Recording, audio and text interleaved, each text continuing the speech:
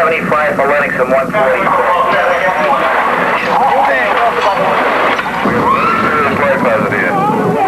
Death? If I'm going to be frightened so much, I must be looking at death.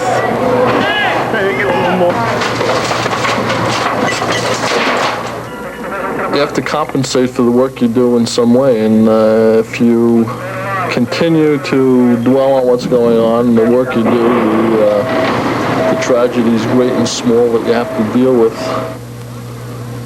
you'd be a genuine psycho. So we provide our own comic relief, and we have some fun doing it. Absolutely. Sense of humor counts for 10 points, and you have to have your rescue makeup kit. That's clip-on snots. Gotta have them at all times. Long rubber snots. And once in a while, as you go buy some desk commando, you give him a on his polished shoes. Absolutely. Whoa, time out! You never laugh so hard. You sit in the kitchen in the firehouse some night when everybody's really warmed up and having a lot of laughs. And the abuse that flies around, the jokes that are told, the stories that are told, you can see it's a lot of fun. All right. I think there's a saying, I may grow older, but I'll never grow up. That's them. I think you have to understand they're a family. When he leaves this family, he goes to another family. You know, he has a lot of brothers. He has a whole firehouse of brothers. They're all very supportive. They're there for each other. So what are we going to have? Hamburgers, Bobby? It's all picked out. Hamburgers, coleslaw, potato salad. Everything right there. Okay, we got to go to the Bronx. It sounds like the cliche, you know, that when you kiss your wife goodbye, it might be for the last time. I've heard it so many times, it really is a cliche. But sometimes you actually think about it. You really do. You go to work and you see some of the stuff we see, and you participate, and you have friends and buddies that are killed and everything else, and you think tonight might be the night. I deal with it by not dealing with it. I don't think about it. You know, he's at work.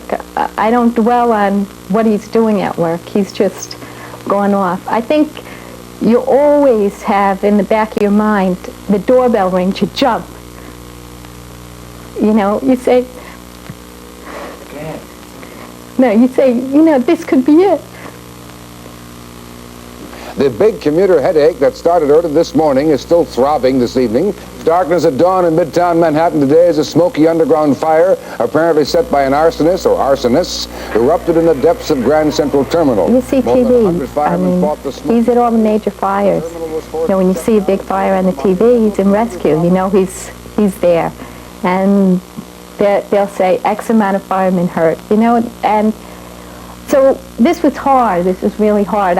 When we were first married, I'd see it on TV and I'd say, you know, is he there? Is he okay? You know, is he coming home? So we made up a rule that whenever he can get away, he calls and he says, I'm okay. And I'm fine. Then you relax and say, oh, another one's over. I didn't know you wanted to be a fireman. I cried and screamed and sobbed. There's no way I want to be married to a fireman. I'll never have kids. My kids will be orphans, the whole bit. You can't think about what he does. I don't know what he does, to be honest. He goes to work, and I really don't know what his job is, and I don't want to know what his job is. If I knew what he was doing, Projects. I wouldn't. I'd be gray, I think. First thing out of her mouth, if I was hurt, I'd burn my hands or cut my fingers. She used to ask me whether it was occupied or vacant. If it was occupied, she'd give me some sympathy. If it was vacant, I want to know why I was there. She'd want to know what the hell I was doing it for, you know. So he goes and he makes the right decisions. He'll always be home. There's someone watching over him. I know that. I can't dwell on the fact that he can get hurt. Or worse.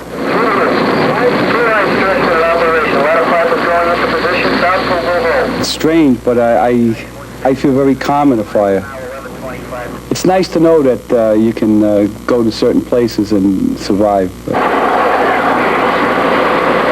Tom is not a macho type guy. He doesn't portray that image. He's more the adventurous type. and he wouldn't show fear to me. And in the beginning, I would worry about it. You know, I'd be fearful, oh my God, something's going to happen. But over a number of years, it diminishes those feelings. It's just like anybody going to their regular job. Must have been electrical fire. It's funny. There are times when I really cannot sleep at night.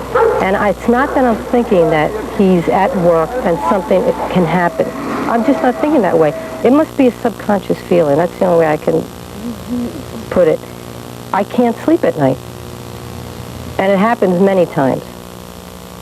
The first time I realized he was hurt, I was all upset. I found out in school, and I didn't know what to do. So, but I finally realized that it comes with the job, so I just, try to take it as it comes. He supports me a lot, so if he was gone, I wouldn't know really who to turn to. Okay, Terry, you stand behind there. I'm gonna do. If he gets hurt, it's really hard. Some plates over here, and you put My feelings are damaged because, the father should be, strong, but when you do that, when you get hurt, it hurts me a lot, it just, my feelings are hurt real bad. Because I want him to be okay and everything. You gotta be willing to pay the freight. You gotta be willing to take chances. You can't hold back, and you gotta try. You gotta try to... That little extra, extend yourself. Just be willing to pay the price. Go for it. Whatever the price is. Your life? Maybe. We have a 630 Harlem, 40 by 80 occupied. Occupants are being removed. We have a very serious life hazard here. 173 Broadway. You sometimes think, what am I doing this for? Why? What am I doing this for? What am I doing up here? Whatever, And that's part of it. You think about the fears, but there's more good times than there are bad. Gadget, we don't need you. My heart's broken. There you go. They enjoy it. There is nobody that doesn't like it. That's on that job. It's worthwhile. It's fun.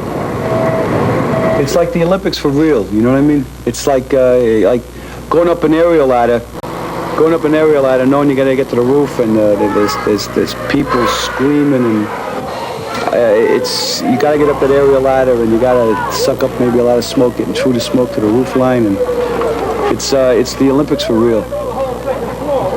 The satisfaction is unbelievable, though. Yeah. You really, I don't know of many feelings that can compare with after the fire's out, and it was what we refer to as a good job, actually a bad fire.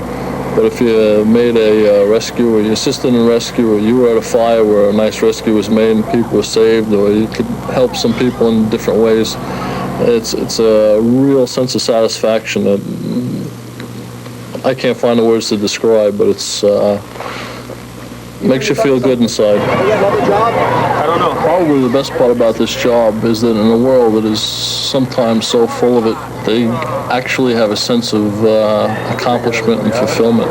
Yeah, we got it. You're gonna pull through. Don't worry about it. Don't worry about it. We got it. Good. We got them all. Fulfillment and satisfaction. Are there any better words to describe how a lifesaver feels?